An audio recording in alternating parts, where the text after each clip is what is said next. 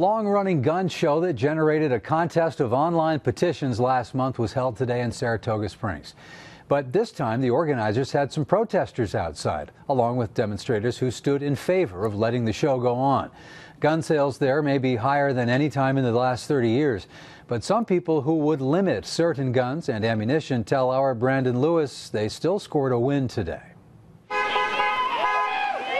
Horns and chants filled the air outside City Center. Both sides of the gun control debate, separated by a small barricade, made their opinions heard. This was an opportunity for us to stand up against gun violence. The vast majority of people use guns responsibly and legally.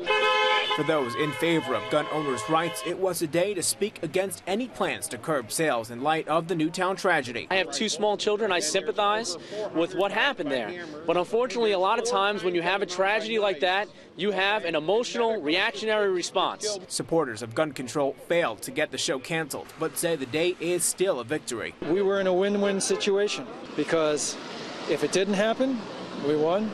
If it did happen, we got to protest.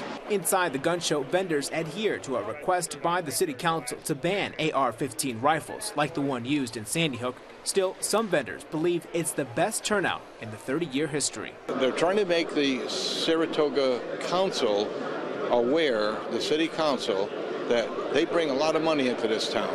And they're saying, if you don't want us, we can find someplace else to go. The council's resolution earlier this month didn't ban gun shows, and many members said they were uncomfortable doing so.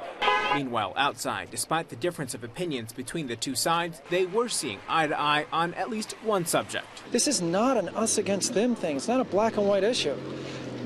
Everybody's against massacres. They want to prevent gun violence. Guess what? Everybody here wants to prevent gun violence. Brandon Lewis, CBS 6 News, Saratoga Springs.